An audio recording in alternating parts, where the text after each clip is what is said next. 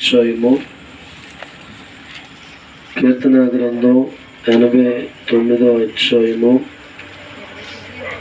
89వ అధ్యాయము 48వ వచనాన్ని ధ్యానం చేసుకుందాం. మరణమును చూడక బ్రతుకు నరుడు ఎవరు? పాతాళము యొక్క వశము కాకుండా తను తాను తప్పించుకునేవాడు. చాలు. దేవుడు స్తోత్రం. చదవబడుతున్న దేవుడు వాక్యాన్ని బాగా పరిశీలిస్తూ ఉంటే పరిశుద్ధాత్మ దేవుడు రాయించిన మాట, మరణము చూడక బ్రతుకు నరుడు ఎవరు అనే ప్రశ్న ప్రతి మనిషితో కూడా దేవుడు మాట్లాడుతూ ఉన్నారు. ఈ ప్రపంచంలో ధనము కలిగిన వాడైనా, రాష్ట్రాన్ని పరిపాలించేవాడైనా, దేశాన్ని పరిపాలించేవాడైనా, కొన్ని కోట్ల రూపాయల ఆస్తి కలిగి ఉన్నవాడైనా, ప్రతి మనిషి జీవితంలో కూడా ఒక అనుభూతి వస్తుంది. దేవుడి స్తోత్రం. నేను ఆస్తి కలిగిన వాడిని కదా, ఈ అనుభూతి నాకు ఉండదులే అనుకుంటానికి ఉండదు. నేను 10 ఎకరాల పొలాలు కలిగి ఉన్నాను కదా, ఈ అనుభూతి నాకు కలగదలే అనుకుంటానికి ఉండదు. ఆస్తి కలిగి ఉన్నా, ధనధాన్యాలు కలిగి ఉన్నా, అష్టోష కలిగి ఉన్నా, ఎంత రాజభోగం అనుభవిస్తున్నా, దేవుడు వాక్యం ప్రకారముగా మరణాన్ని చూడనడంటూ వాడు ఎవడు కూడా ఉండడు. దేవుడి స్తోత్రం.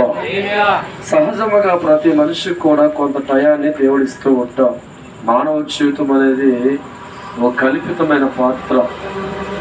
ఈ పాత్రలో దేవుడి మనుషు ద్వారా ఏం చేయించుకోవాలో, ఎలా వాడుకోవాలనేది ముందుగానే దేవుడు రాయించుకుంటూ ఉంటాం. ఈ మానవ జీవితంలో ఈ కల్పిత పాత్రలో ఏ మనిషి ఎంతకాలం అనేది భూమి మీద ఉండాలి అని డిసైడ్ చేసేందుకు కూడా మన చేతుల్లో లేదు.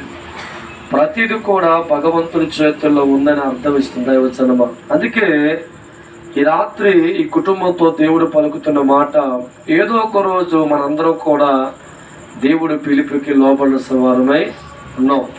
కాకపోతే ఈ దినాన్న మనతో పాటు ఒక వ్యక్తి ఈ లోకాన్ని విడిచిపెట్టి వెళ్ళినప్పుడు అనేక సంవత్సరాలు మనతో పంచుకున్న అనుబంధం, మనతో పెంచుకున్న ప్రేమ, అనురాగాలు, మనతో ఉన్న ఆ బంధం మనం విడిచి వెళ్ళిపోతున్నప్పుడు మనం చాలా బాధపడుతూ ఉంటాం, చాలా దుఃఖంలో వెళ్ళిపోతూ ఉంటాం. కానీ గమనించాలి, ఆ పిలుపు అనేది దేవుడు పిలుచుకునే పిలుపు. దేవుడి స్తోత్రం. ఆ పిలుపు మన జీవితంలో వచ్చినప్పుడు నేను ఉంటాను కూడా అంటానికి లేదు. ఎన్నాళ్ళైతే మానవ జీవితాన్ని దేవుడు భూమి మీద ఉంచుతాడో అన్ని దినాలు కూడా ఒక పాత్రగా ఉంచుతాడు దేవుడు. ఈ కొంత జీవితంలో భార్య భర్తల ప్రేమ అనుబంధాన్ని ఏర్పరుస్తూ ఉంటాం. మమకారాన్ని ఎక్కువగా దేవుడు మనకు అందిస్తూ ఉంటాం. విడపట్టలేని బంధాలు కలిసిపోయేలాగా దేవుడు మనల్ని చేస్తూ ఉంటాం. ప్రతి మనిషిని కూడా ప్రేమించే బంధాన్ని దేవుడే పెడతాడు. బిడ్డలను ప్రేమించే ఒక అనురాగ బంధాన్ని దేవుడే పెడతాడు. వాళ్ళంటే మనం ప్రేమించే వ్యక్తులుగా మారుస్తూ ఉంటాం. సడన్గా బంధాన్ని దేవుడు ఏం చేస్తాడంటే కట్ చేస్తాడు. దేవుడు స్తోత్రం. హల్లెలూయా. నాయన ఎంతవరకు భార్యను ప్రేమించావు, బిడ్డలు ప్రేమించావు, వారి బంధాలను ఉన్నావు.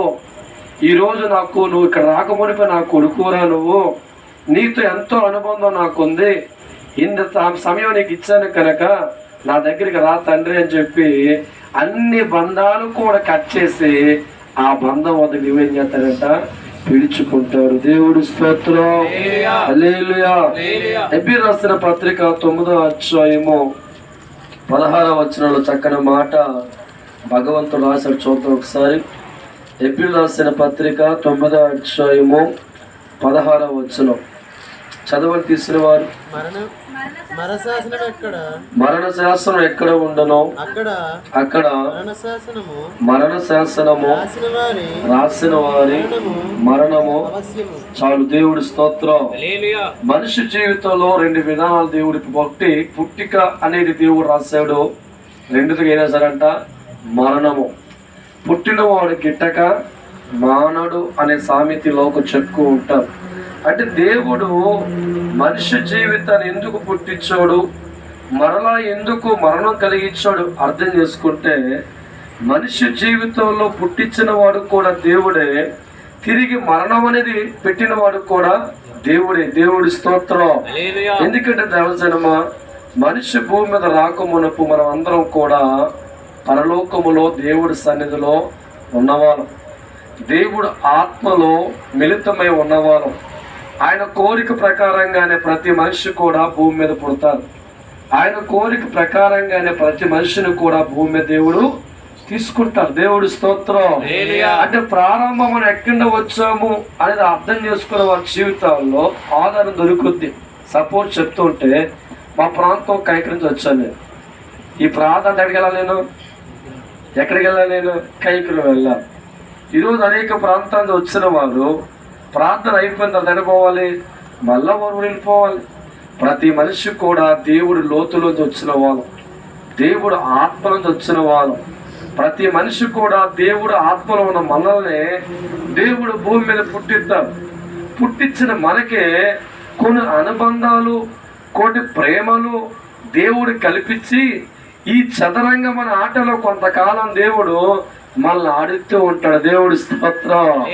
ప్రభు నాన్న చాలు వాడి అలసిపోయావు, నువ్వు అలసిపోయిన వాడిగా మారిపోయావు కాబట్టి నాన్న ఇక నీకు ఏ కష్టాలు ఉండవు, నీకు ఏ బాధలు ఉండవు, ఏ ఇబ్బందులు ఉండవు. నా ద్వారా ఎక్కడికైతే వచ్చావో మన రాజ్యంలో తీసుకుంటాను. అక్కడ కష్టాలు కానీ, బాధలు కానీ, అప్పులు కానీ, వడ్డీ అప్పులు కానీ ఏమీ ఉండవు నానని చెప్పి సదరంగా ఆట అలసిపోయిన వారి జీవితాలు దేవుడు మరలా మరణం అనే ఒక పేరు కల్పించి ఆ మనుషులు దేవుడు ఏం చేస్తారంట, తాను తీసుకుంటారు. దేవుడు స్తోత్రం. అయితే మనిషి జీవితంలో ఈ అనురాగ బంధాల్లో సడన్ గా మనిషి వెళ్ళిపోతున్నప్పుడు మనుషులుగా బాధపడుతూ ఉంటాం. దేవుడు వాక్యాన్ని బలముగా నమ్మిన వ్యక్తులైతే దేవుడు వాక్యాన్ని బట్టి ఆదరణ తెచ్చుకోవాలి. నా ఇంటి మనిషి దూరం అయ్యాడు, నా తండ్రి వద్దకు వెళ్ళాడు. నా తండ్రి ఎంత సమయం ఇచ్చాడు అంత సమయం అయిపో ఆ బిడ్డకు ఉన్నాడు. ఈరోజు ఏదో ఒక రోజు మేమందరం కూడా నా తండ్రి ఉన్న స్థానానికి వెళ్ళాలి అనే ధైర్యాన్ని మరి కుటుంబ సభ్యులు తెచ్చుకోవాలి. ఎందుకంటే ఈ లోకములో సహజముగా మనిషి ఆదరణ లేనప్పుడు కుమిలిపోతూ ఉంటాం. మనిషి భుజాన మోసే వ్యక్తి లేనప్పుడు బాధతో ఉంటాం. నా కుటుంబ పరిస్థితి ఏంటి, మనం ఎలా ఉండాలి అని ఆలోచించే వ్యక్తులుగా ఉంటాం. కానీ ఒక్కసారి మనం ఆ బాధలో దేవుడితో పలికిన మాట, ఎందుకయ్యా నాకు అన్యాయం చేస్తావు అని దేవుడితో మనం మాట్లాడుతూ ఉంటాం. దేవుడు ఎవరికి అన్యాయం చేయడండి. గమనించాలి, దేవుడి సన్నిధిలోంచి మనం వచ్చిన మనం కొంతకాలం పాత్ర వహించాలా. నాలాంటి వాడు నా జీవిత కాలం అంతా కొంత సేవ చేయమని పాత్ర పెట్టాం. రాము గారు లాంటి వాడిని కొంతకాలం వాటర్ నడిపించు అని పాత్ర పెట్టాడు. ఇక్కడ ఉన్న ప్రతి బిడ్డకు కూడా తన పాత్రలో దేవుడు కేటాయించాడు.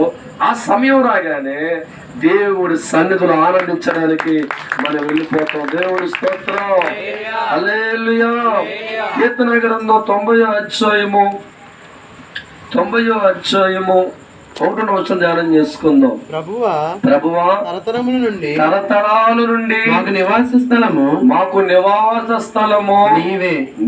పర్వతములు పుట్టకమును భూమిని లోకమును పుట్టింపుకు యుగములు నీవే దేవుడు. చాలు. దేవుడి స్తోత్రం. దేవుడు ఆత్మ కలిగిన మోషే గారు పలుకుతున్న మాట మనం బాగా పరిశీలిస్తే, ప్రభువా తరతరాలకు మాకు నివాస స్థలము నీవే అంటే అర్థం ఏంటి? మా భూమి పుట్టక మునుపు, ప్రపంచం ఏర్పడక మునుపు మేము నీలో పుట్టిన వాళ్ళమయ్యా, నీ మనస్సులో పుట్టిన వాళ్ళం. యుగములో కూడా నీ హృదయములో, నీ అంతరాత్మలో మా జీవిత మొదటి నివాసం నీ వద్దే తండ్రి. భూమి పుట్టుక మునుపు, రవ్వంత మట్టి లేక మునుపు ప్రభువా తరతరాలు మా నివాస స్థలం ఏంటంట, నీవే తండ్రి. దేవుడి స్తోత్రం. మోషేకి అర్థమైపోయిందండి, భూమి మీద మనిషిగా పుట్టక మునుపు నేను ఆ దేవుడి గుండెల్లో పుట్టిన వాడిని, నా దేవుడి మనసులో పుట్టిన వాడిని, నిరంతరము కూడా దేవుడు ఉన్న అంతరాత్మలో ఉన్నవాడిని. ఈరోజు భూమి మీద మనిషిగా నేను పుట్టాను. నా జీవిత పర్యంతము కూడా ఎక్కడికి వెళ్ళాలంటే మళ్ళా దేవుడు సన్నిధించాలంట, నేను వెళ్ళాలి అని తెలుసుకున్నవాడిగా ఆనాడు మోషే భక్తుడు రాసిన మాట. దేవుడి స్తోత్రం. గమనించాలి దేవజనమా, మనిషి జీవితం పుట్టిక ఎలా అయితే ఉందో ఒక దినాన్న మరణం కూడా ఉంది. నా దృష్టిలో దాని మరణం అన్నం. నిద్రపోతాం అంతే, తప్ప కొట్టండి. బైబిల్ అంటుంది ఎప్పుడు కూడా క్రైస్తవుల జీవితాన్ని చచ్చిపోయాడు అని చెప్తాలా, నిద్రపోతున్నారు. ఏంటంట, లోకంలో మనుషులు పలుకుతున్న మాట చనిపోయారు అంటారు, కానీ బైబిల్ ఎక్కడ కూడా మనిషి జీవితాలు చనిపోయిన రాయలా. వాడు నిద్రపోతున్నారు, వాడు నిద్రలో ఉన్నారు. మేఘాల రూపంలో యేసుక్రీస్తు లోకానికి వచ్చినప్పుడు, కడబోర శబ్దం మోగుతున్నప్పుడు, దేవుడు రక్తంలో కడగబడుతున్న ప్రతి బిడ్డ కూడా నిద్రిస్తూ ఉన్నారు. ఆ శబ్దం మోగుతున్నప్పుడు, కడబోర వదుతున్నప్పుడు, ఆ శబ్దం విని వెంటనే నిద్రపోయిన వారు లేచి మేఘాలు ఎక్కడికి వెళ్తారంటే యేసుతో పాటు రాజ్యానికి వెళ్తారు. దేవుడి స్తోత్రం. మన బైబిల్లో ఎక్కడ కూడా అనేక భక్తుల జీవితాలు చనిపోతున్నప్పుడు ఎక్కడ కూడా భగవంతుడు పరిశుద్ధాత్మ ద్వారా చనిపోయి రాయించిన కారణం గమనిస్తావా? అంటే దేవుడు నమ్ముకున్న వారి జీవితాల్లో మరణమే లేదని బైబిల్ చెప్తుంది. దేవుడు నమ్ముకున్న వారి కుటుంబాలకు, దేవుణ్ణి ఆరాధించే కుటుంబాలకు, దేవుడు రక్తంలో కడగబడిన కుటుంబాలకు బైబిల్ ప్రకారంగా పరిశుద్ధాత్మ దేవుడు రాయించిన మాట, వారికి మరణం లేదు. ఎందుకంటే దేవుడు బిడ్డలకి మరణం ఉండదండి. దేవుడి స్తోత్రం. ఎందుకంటే వారికి చావు అనే పదానికి ఆస్కారం లేదు. ఎందుకంటే వారి జీవితాలు దేవుడు ఆత్మలోంచి మనిషి లోకంలో పుడతాడు. దేవుడి బిడ్డగా, దేవుడు కలిగిన వాడిగా ఉన్నవాడు తిరిగి వాడు నిద్రించి లేచిన తర్వాత మేఘారూపుడు వచ్చిన యేసుతో వెళ్ళి తిరిగి దేవుడు రాజ్యంలో ఏమవుతారంట, చేర్చబడతారు. దేవుడి స్తోత్రం. అందుకే పరిశుద్ధాత్మ దేవుడు చెప్తున్న మాట గమనిస్తూ ఉంటే, దైవజనమా, ప్రభువా, తరతరాల నుంచి మేము ఎక్కడ ఉన్నామంటే నీవే మాకు నివాస స్థలము. దేవుడి స్తోత్రం.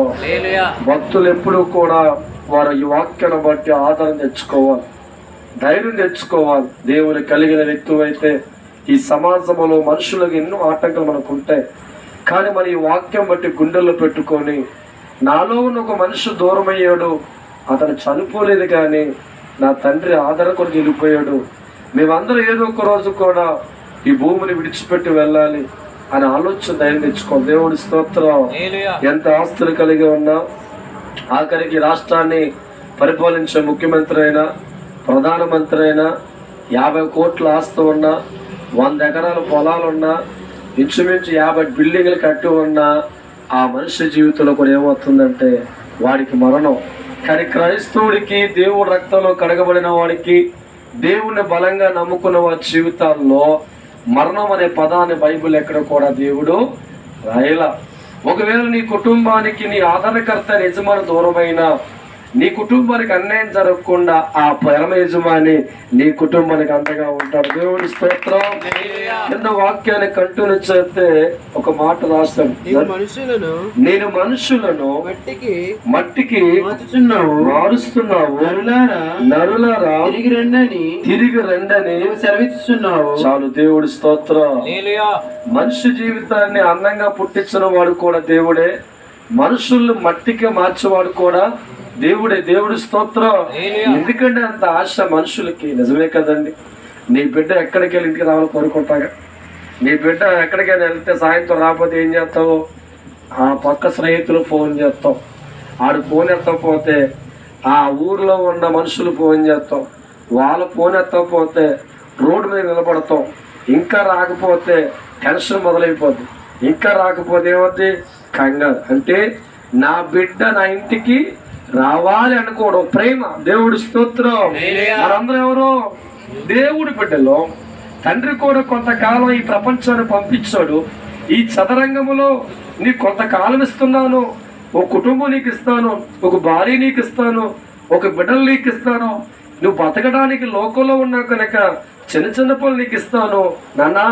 కొంతకాలం తర్వాత చూస్తాడు దేవుడు, నువ్వు అలసిపోయిన వ్యక్తిగా ఉన్నావు కనుక ఇక నీ కష్టాలు వద్దు, ఇక నీ గేమ్ వద్దు, వచ్చాయంటాడు. దేవుడి స్తోత్రం. మనిషిని మట్టిగా మార్చి దేవుడు ఏం చేస్తాడంట?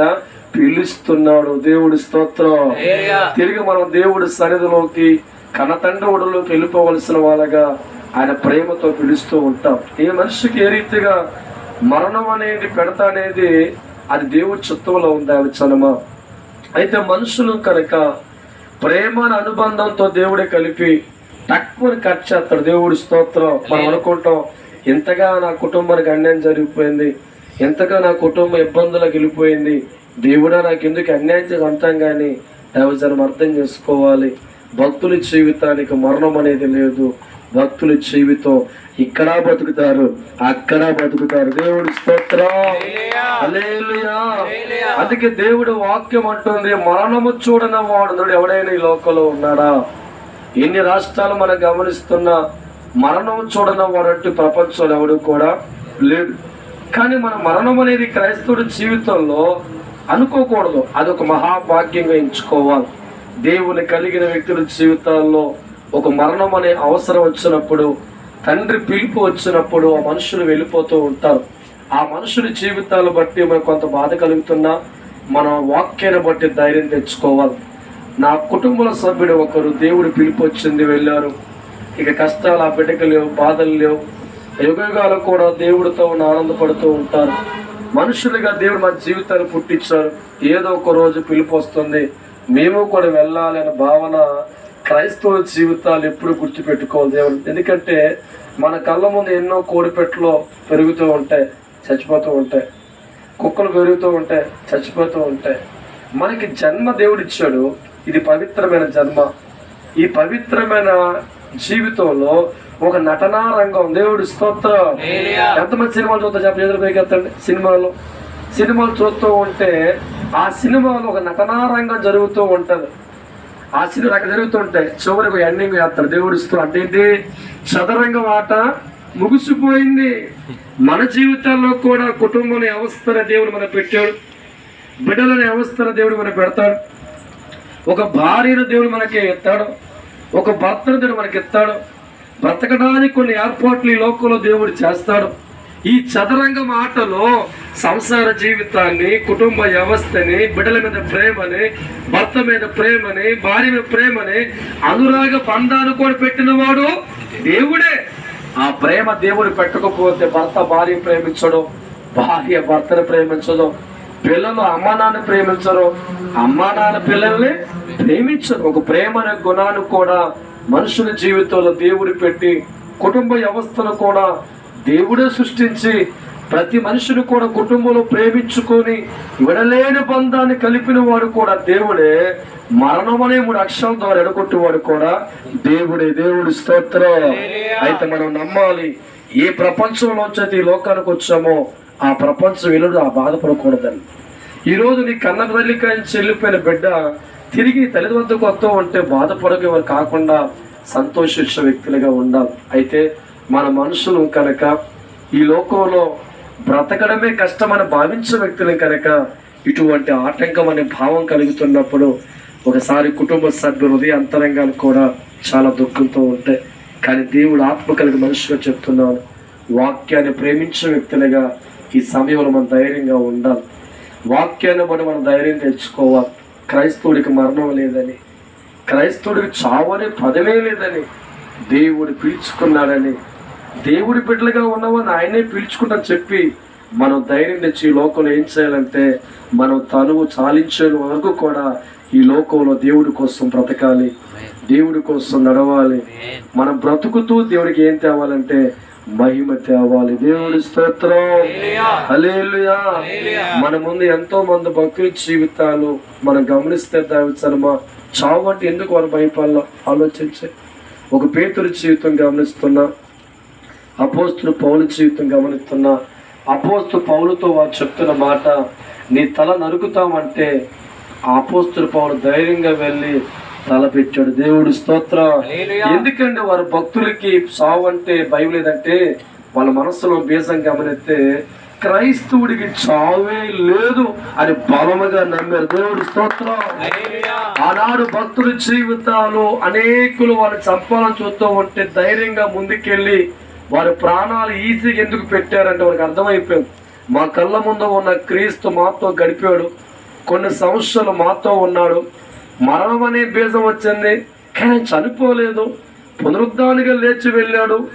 ఆయన సాక్ష్యాన్ని బట్టి బలము తెచ్చుకొని ఆయన ఎలాగైతే పునరుద్ధానిగా లేచి తండ్రి ఒడిలో ఉన్నాడో ఆయన కలిగిన వారిగా, ఆయన నమ్ముకున్న వారిగా, ఆయన వెంబడించిన వారిగా మాకు కూడా మరణం లేదు అని బలముగా నమ్మి అనేకులు వారు ప్రాణాలు పోతున్న సంతోషంగా ప్రాణాలు పెట్టి ఈనాడు వారి పరలోక రాజ్యంలో దేవుడి కుడిపాసాన మనం ఏలుబడి చేసే వ్యక్తులుగా వారు ఉన్నాం. నా ప్రేమను తేవసరమా, ఈ రాత్రి కాలం మంది కుటుంబానికి ఒక ఆదరణ కలిగిన మాట ఏంటంటే, మరణం అనేది నీ కుటుంబానికి లేదు అనే మాట చెప్ప. నీ ఇంటి యజమాని కానీ, నీ కన్న బిడ్డ కానీ, ఒక సహోదరిగా నీ తండ్రి కానీ ఆయనకు మరణమే. ఎందుకంటే దేవుళ్ళో కడగబడిన వారి జీవితాలు ఆయనకు మరణం లేదు, కానీ నిద్రపోతూ ఉంటారు. కడబోరు శబ్దం మోగ్గానే వారు లేచి ఉంటారు. వారు నిత్యము కూడా పరలోక రాజ్యాలు ఏం చేస్తారంటే దేవుడి సన్నిధిలో వారు ఏలుతారు. దేవుడి స్తోత్రం, హల్లెలూయా. మనిషి పుట్టిక ఎంత నిజమో మరణం అనేది అంత నిజమో. అయితే మన జీవితానికి దేవుడిచ్చిన మంచి వరం ఏంటంటే, బైబిల్ ఎక్కడ కూడా చనిపోయారు అని రాయబడలేదు, కానీ నిద్రపోతున్నారు మాట ఇచ్చాట. అర్థం ఏంటి? పరిశుద్ధాత్మ ఎప్పుడు అబద్ధం చెప్తాడా? దేవుడు ఎప్పుడైనా అబద్ధం రాయిస్తాడంటే పరిశుద్ధాత్మ దేవుడు నోట వచ్చు మాట ఎప్పుడు కూడా సత్యమే. దైవజనమా, మనకున్న ప్రాముఖ్యత గ్రంథాన్ని బట్టి, పరిశుద్ధ గ్రంథాన్ని బట్టి, పరిశుద్ధాత్మ రాయించిన విధానం బట్టి మన జీవితాలు అక్కడి వచ్చాయి నమ్ముతున్నాం. మళ్ళీ తిరిగి ఎక్కడికల్లా కోరుకుండాలంటే దేవుడిచ్చిన ఆయుష్కాలం అంతా ఆయన కోసం బ్రతుకుతూ, ఆయన కోసం నడుస్తూ, ఆయన కోసం కష్టపడుతూ, మన కుటుంబాలు పోషించుకుంటూ, మన బిడ్డలను పోషించుకుంటూ ఆ పిలుపు వచ్చినప్పుడు సంతోషముగా ఆ లోకానికి వెళ్ళి తండ్రి ఒడిలో ఉండాలనే భావన భక్తి కలిగిన వారి జీవితంలో ఉంటుంది. ఈరోజు నాకు ఇచ్చిన ఈ కుటుంబంలో గత 3 సంవత్సరాల క్రితం జరిగిన ఆ విధానం బట్టి దుఃఖపడుతున్న ఒక పక్క, మరో పక్క దేవుడి మాటలు బట్టి వారు ధైర్యం తెచ్చుకొని జీవితాన్ని ఈడుస్తూ ఉన్నాం. దేవుడి కుటుంబానికి, వారి బ్రతుకులకి యజమానిగా ఎల్లప్పుడూ ఉంటాడు. అట్టి ఆదరణ ఈ కుటుంబానికి కలుగును గాక. మోకరించి ప్రార్థించు. ప్రభువా, తరతరాల నుంచి మా నివాసస్థానము నీవే అని, మనిషి ఎక్కడ వచ్చాడో అక్కడికి వెళ్ళేవాడిగా ఎప్పుడూ ఉంటాడని, క్రైస్తవులకి, దేవుడు నమ్ముకున్న వారికి మరణం అనే పదానికి ఆస్కారం లేదని, వారు నిద్రపోతున్న వారిగా వాక్యం హెచ్చరిక చేస్తామని మాట్లాడతాండి.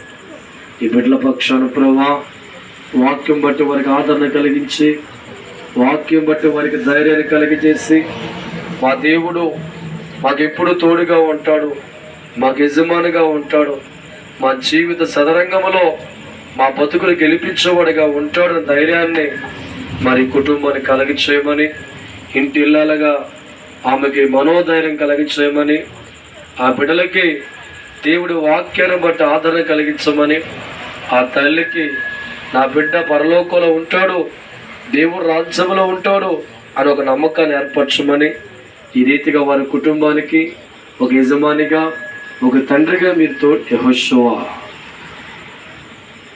మేధసమయ కాంసాభిషేక కుమారా, భయపడుకున్న కుమార్తె, ఏ కొదువ నీ జీవితానికి చేయను, దేవుడిగా మాటిస్తున్నావు.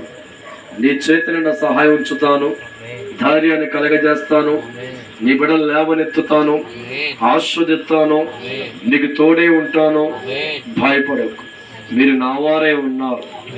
ధన్యవాదాలు ప్రభా. ప్రవచించి మాట్లాడుతుండగా మీ ప్రవచనం ఆధారంగా వాళ్ళని ఆస్వాదించమని, ఈ సమయం ముందు ప్రార్థనలో పాల్గొన్న బిడ్డలు కూడా దీవించమని యేసుక్రీస్తు నామం పేరుట అడిగి వేడుకుంటున్నాము తండ్రి. యేసు రక్తమే జయం, సిలువ రక్తమే జయం, అపవాదికి నాశనం కలుగును గాక. తండ్రి ప్రేమ, క్రీస్తు కృప, పరిశుద్ధాత్మ సహవాసం ప్రాముఖ్యముగా మరి కుటుంబ సభ్యులందరికీ ఇక వచ్చిన వారికి తోడై నిలుచును గాక. హల్లెలూయా.